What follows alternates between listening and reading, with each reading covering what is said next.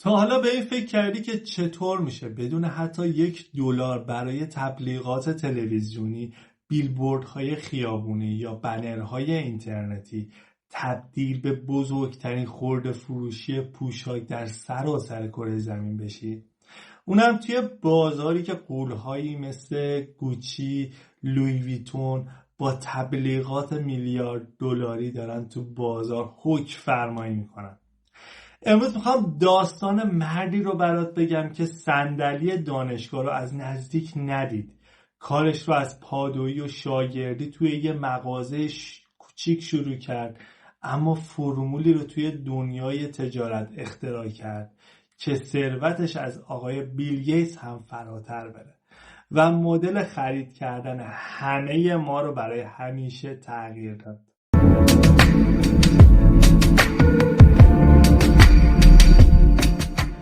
درود بر شما، من نیما هستم. به چنل وبX24 خیلی خوش اومدید. اگه اولین باره که ویدیو ما رو تماشا میکنی، همین الان دکمه سابسکرایب رو بزن، زنگوله رو فعال کن تا مستندهای بعدی رو از دست ندی. راستی برای دسترسی فکت‌های روزانه، ترفندهای بازاریابی، حتما پیج اینستاگرام و تیک توک ما رو که هم آدرسش رو توی کپشن براتون قرار دادیم فالو کن. اگه آماده اید بزن بریم سراغ داستان اسطوره فشن، یعنی آمانسیو اورتگا و برند جادویی زارا. داستان ما از سال 1936 در اوج جنگ‌های داخلی اسپانیا شروع میشه. توی یه روستای کوچیک پسر بچه‌ای به دنیا میاد که اسمشو میذارن آمانسیو. خانواده ایشون به شدت فقیر بودن. پدرش یک کارگر ساده راهن بود و مادرش توی خونه‌های مردم خدمتکاری میکرد. شرایط مالی اونها طوری بود که گاهی برای خرید یک قرص نون هم درمونده میشدن. یه روز وقتی آمانسیو فقط 12 سالش بود، همراه مادرش به یه مغازه خاروبار فروشی محلی میره. مغازه‌دار با لحن خیلی تندی به مادرش میگه خانم دیگه بهت نسیه نمیدم چون نمیتونی حساب قبلی تو تسویه کنی. این جمله کوتاه مثل یه شلاق به روحیه و شخصیت آمانسیو کوچیک داستان ما برخورد میکنه و دقیقاً همینجاست که اولین و عمیق‌ترین درس کسب و کار در ناخودآگاهش شکل میگیره. توی دنیای تجارت و استارتاپ ها به این جرقه میگن یافتن نقطه درد عمیق. خیلی از آدما وقتی وارد بیزینس میشن هدفشون فقط پولدار شدنه، اما موفق ترین کارآفرینا کسانی هستن که انگیزشون رو از حل کردن یک رنج یا نیاز شدید شخصی میگیرن و رنج تحقیر فقر برای آمانسیو تبدیل به یک متحرک ابدی شد، به طوری که در سن 14 سالگی درس و مدرسه رو رها کرد تا وارد بازار کار بشه و خودش این درد رو درمون کنه. و اما آمانسیو چطور از شاگردی به اولین کارگاه خیاطی خودش رسید؟ آمانسیو در شهر به عنوان پادو در یک مغازه پیراهندوزی سنتی به نام گالا مشغول به کار شد. کارش جابجایی پارچه ها بود، اما نگاهش مدام روی رفتار مشتری ها بود و رفتارشون رو زیر نظر گرفته بود. ایشون متوجه یه تضاد بزرگ شد. لباس های شیک و با کیفیت قیمت های نجومی داشتن و فقط طبقه ثروتمند جامعه میتونستن اونها رو بخرن، در حالی که مردم عادی هم شدیداً دلشون میخواست اون لباس های زیبا رو بپوشن، اما توان مالی نداشتن. همینجا بود که آمانسیو استراتژی دموکراتیزه کردن محصول رو کشف کرد. این یعنی شکستن انحصار کالاهای لوکس برای توده مردم. در اوایل دهه 1960 ایشون با کمک برادر و خواهر و همسر اولش که اولین و مهمترین شریک تجاریش بود، یک کارگاه کوچیک خونگی به نام کوبانا را انداختن. اونها پارچه های ارزون قیمت اما با کیفیت رو از بازار می خریدن.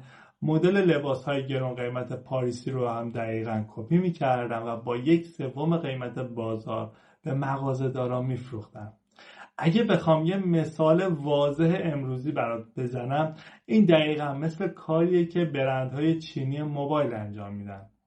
اونها ویژگی‌های شیک و جذاب یک آیفون گرون قیمت رو روی یک گوشی میان رده با قیمت بسیار پایینتر به دست مشتری معمولی میرسونن تا بازار و مال خودشون کنن.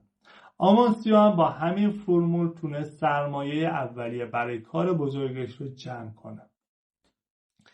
اولین مغازه زارا چطور تأسیس شد و چه بحرانی پشت برندش بود؟ سال 1975 آمانسیو تصمیم گرفت خودش مستقیما به مصرف کننده وصل بشه و مغازه خودش رو باز کنه. جالب اینجاست که ایشون ابتدا میخواست اسم مغازه رو بذاره زوربا، اما بعد از اینکه تابلو رو سفارش داد متوجه شد کوچه بالایی کافه به همین اسم وجود داره. صاحب کافه اعتراض کرد و آمانسیو چون سرمایه زیادی برای ساخت یه تابلو جدید نداشت مجبور شد با همون حروف تابلو قبلی بازی کنه و حروف ب و او رو حذف کرد و با جابجا کردن بقیه حروف اسم زارا رو خلق کرد و این انعطاف پذیری سریع در مقابل بحران دقیقاً پایه و اساس بیزینس مدل زارا شد، یعنی استراتژی زنجیره تأمین چابک. آمانسیو میدید که شرکت‌های سنتی مد سالی 2 بار طراحی میکنن و هر 6 ماه طول میکشه که لباس از اتاق طراحی به مغازه برسه. ایشون این قانون رو شکست و سیستمی ساخت که فاصله طراحی تا فروشگاه از 6 ماه به 2 هفته برسه. به عنوان مثال در بازار امروز اینطوریه که امروز یه سلیبریتی در نیویورک لباسی میپوشه، طراحان زارا فردا طرحشون رو میکشن کارگاه، فوراً اون رو تولید میکنن و 2 هفته بعد اون لباس پشت ویترین شعبات زارا در سراسر دنیاست. این یعنی زارا به جای اینکه به مشتری بگه چی بپوش، گوش میده ببینه مشتری همین امروز چی میخواد تا فوراً براش تأمین کنه. چطور زارا در فتح بازارهای جهانی و شعبات بیشمارش موفق شد؟ از دهه 1980 زارا شروع به فتح دنیا کرد. ابتدا پرتغال، بعد نیویورک، پاریس و حالا با بیش از 2000 شعبه در لوکس ترین خیابان‌های جهان حضور داره. آمانسیو برای مدیریت این هلدینگ بزرگ یک شرکت مادر به نام ایندتکس رو تأسیس کرد. اما راز مارکتینگ زارا که تمام کتاب‌های بازاریابی دنیا رو شگفت زده کرده اینه: زارا تقریبا 0% برای تبلیغات سنتی هزینه میکنه. آمانسیو یه ترفند شاهکار داشت. ایشون میگفت که پول رو به جای بیلبورد و تلویزیون باید خرج موقعیت مکانی استراتژیک کرد. زارا همیشه مغازه‌هاش رو دقیقاً بغل دست برندهای فوق لوکس مثل گوچی یا پرادا اجاره میکنه یا میخره.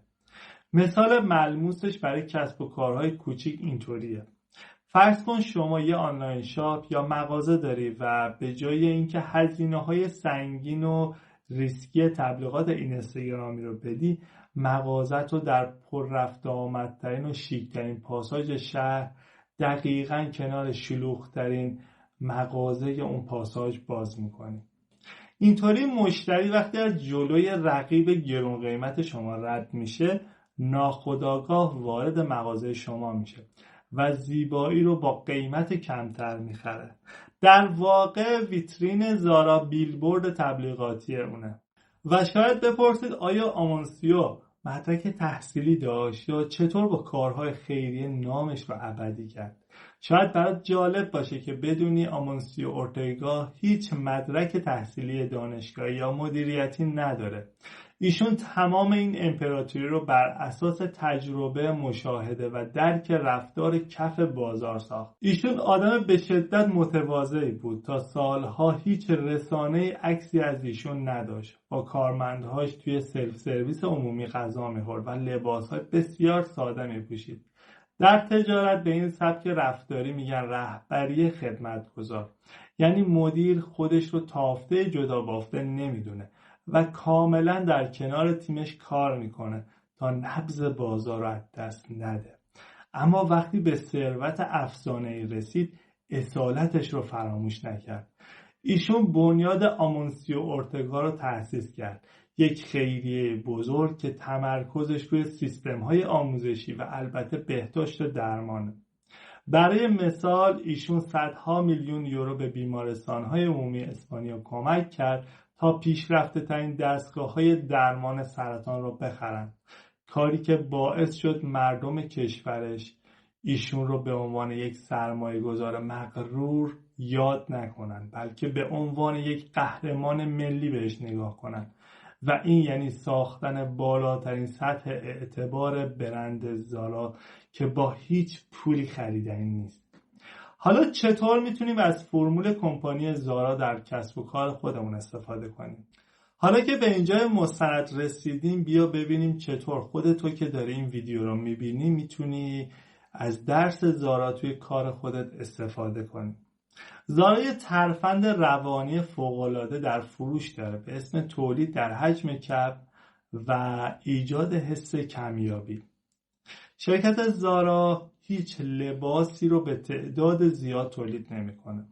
وقتی وارد فروشگاه‌های زارا میشی و از یه لباس خوشت میاد، اگر همون لحظه نخریش 2 روز دیگه کاملا تموم میشه و دیگه هم شارژ نمیشه. همین باعث میشه مشتری دچار ترس از دست دادن بشه و فوراً خریدش رو انجام بده. مثال واضحش برای کار خودت چیه؟ فرقی نمیکنه آنلاین شاپ داری، کار خدماتی میکنی یا تولید کننده هستی. به جای اینکه انبارت رو پر از یک محصول ثابت کنی و روی دستت بمونه، تنوعتو بالا ببر و حجم موجودی رو کم نگه دار. به مشتری نشون بده که محصول تو همیشگی نیست و اگه الان تصمیم نگیره این فرصت رو از دست میده و این استراتژی به شدت سرعت تصمیم گیری مشتری و در نتیجه نرخ فروش شما رو بالا میبره. داستان آمونسیو اورتگا به ما ثابت کرد که برای ساختن یه امپراتوری جهانی نیازی به ارث پدری و سرمایه اولیه خیلی زیاد نیست یا حتی مدرک دانشگاهی وال استریت هم نیاز نداری. چیزی که نیاز داری درک عمیق نیاز مشتری، سرعت عمل در برطرف کردن اون نیاز و شکستن قوانین سنتی بازاره.